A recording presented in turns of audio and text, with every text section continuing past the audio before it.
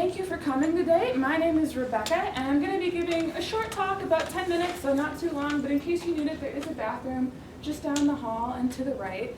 And this morning, I am going to be telling you about my favorite Northwoods predator. And it's not one of the first ones that might pop into your head. It's not the timber wolf, it's not the black bear, it's not the bobcat. My favorite Northwoods predator is actually the fisher. And I think that the fisher deserves a lot more respect than it usually gets, because it has some really unique and amazing hunting abilities that I'm going to talk about this morning. So I first got interested in fishers when I had my own encounter with one last fall, and it was very cool. I was on my way to go out to dinner with some friends, and we were driving down a road through the woods after dark, surrounded by trees and snow, and all of a sudden this weird animal that none of us had ever seen before went darting across the road through my headlights and disappeared back into the trees. And we're driving down the road, and I'm looking at my friend in the seat next to me, who may or may not be in this room, and we're going, oh my gosh, what was that? Have you ever seen an animal like that before? We didn't know. And all through dinner, I was sort of thinking about it, trying to figure out if I had any guesses as to what it could have been. And finally, we ended up describing it to the bartender at the restaurant as we were paying, and she goes, I think it sounds like a fisher. I think you guys saw a fisher. And being a true zoology nerd, I'm thinking, oh, that's so cool, I saw a fisher. I can't believe I saw a fisher. And I was so pumped to tell everyone about my sweet wildlife sighting. And I went into work the next day, and I went up to one of my coworkers, and I said, guess what I saw last night? It was so awesome. I saw a fisher. And he said, what's a fisher? And that's when I realized that this is an animal that doesn't get as much attention as it really should. So maybe before I go any further, I should actually answer that question and tell you what a fisher is. So this guy right here is a fisher. And unlike the black bear and the timber wolf and the bobcat, no one pays too much attention to him. There's no Save the Fishers group. There's no Fisher Awareness Week. Even his cousin the Wolverine gets more attention because the Wolverine at least has a superhero on a college football team named after him. So, first of all, let's talk about that name. Some people call this guy the Fisher Cat, actually.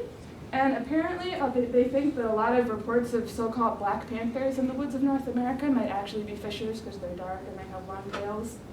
Not a cat, though. It's a member of the weasel family, so he is closely related to the Wolverine. And the name Fisher is also misleading because these guys don't swim, they don't eat fish. In fact, fish are one of the few things they don't eat. They think that this comes from a French word for polecat, which is a European weasel that's kind of similar, fichet. So it's a corruption of French word that actually has nothing to do with fish. These guys, they're quite big for weasels. A male's going to top out at about 12 pounds, which is about the size of a slightly overweight house cat. They're about 2 feet long. They're about 2 feet long with an extra 1 foot of tails. They do have that long tail. That's one of their distinguishing features.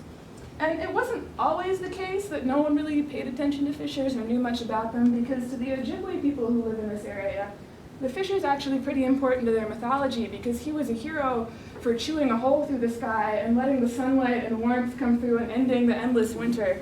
And the sky people who lived up there weren't thrilled about this. They wanted all the sunlight and warmth to themselves, so they shot him with an arrow. And as he was falling to earth, the Great Spirit rewarded him for his bravery by placing him in the stars. So the constellation that we call the Big Dipper, they actually call the Fisher because of its long tail. And every year when it rises higher into the night sky, that means that again spring and sunlight and warmth are coming back. So as cool as that story is, though, that is actually not why the Fisher is my favorite predator. The reason that the Fisher is my favorite Northwoods predator is that this is the only predator tough enough and fierce enough to kill this guy. So you all know what animal this is. This is a porcupine.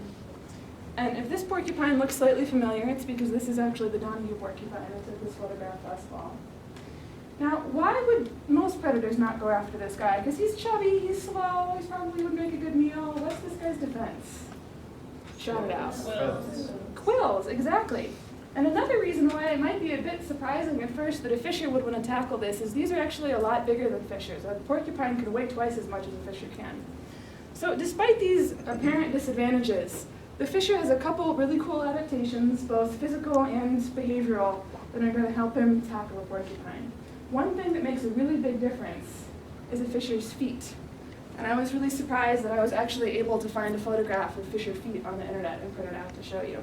So I'll walk it around so you can all see it. And there are several interesting features of fisher feet. For one thing, they're really big compared to the size of the fisher's body. They have hair on the bottom of them that helps with grip and traction. They have sharp claws that are retractable like a cat's are. And possibly the coolest thing about their feet, the most unusual thing, is they have really flexible ankle joints. And their rear paws can actually rotate about 180 degrees, half a circle. And this gives them a lot of agility in trees. They can climb around just about as well as a squirrel can. And if they need to, they can even attack and kill a porcupine in a tree, which is important because that's how a porcupine is going to try to escape from a predator, is by going up that tree. It doesn't keep him safe from a fisher. Now, in an ideal world, though, the fisher would really prefer to attack the porcupine on the ground. So when you look at this picture, what's the one part of the porcupine you can see in this picture? It's not covered with those sharp quills. Its face. Its face, exactly. So a porcupine, usually if it's being attacked by a predator, its goal is to keep this nice disc of quills on its rear end facing that predator. And what the fisher wants to do is go around to the front of it and attack its face. So just real briefly, could I have a couple volunteers who don't mind sacrificing a little bit of their dignity to demonstrate this? Greg? Dylan, here.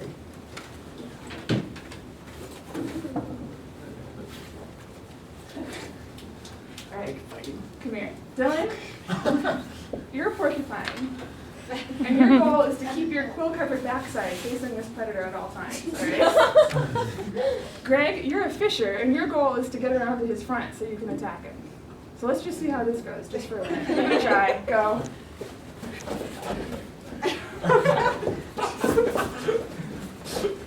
So this might take a while, and it's going to take a lot of agility and dodging around on the fisher's part. You can stop if you want to. Yes, thank you for that lovely demonstration of fisher predation. So exactly like that, the fisher is going to be circling around and around this porcupine, trying to bite him in the face over and over and over again. And this could go on for longer than half an hour. Until finally, the porcupine gets so tired that he can't fight back anymore, which is when the fisher's going to go in for the kill and flip him over and start eating him on his quillless face and belly. And over the course of several days, the fisher's going to come back to this carcass again and again until finally nothing is left except the quill-covered skin, the feet, and the big bones. And one porcupine can actually keep a fisher fed for up to a month. And in the winter, when there's not a lot around to eat, that's a big deal. So it's worth the effort to attack a big porcupine like this. They don't just eat porcupines, they also like snowshoe hares. They'll really eat just about any animal that they can kill. They'll also eat carrion, and they'll even eat nuts and berries if conditions are harsh enough. But this is definitely one of their favorite foods.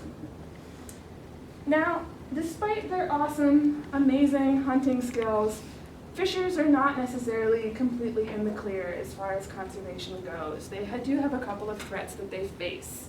At one point in the past, their range actually extended much, much further than it does now, and they were found all the way down through Ohio and Indiana and Kentucky, believe it or not.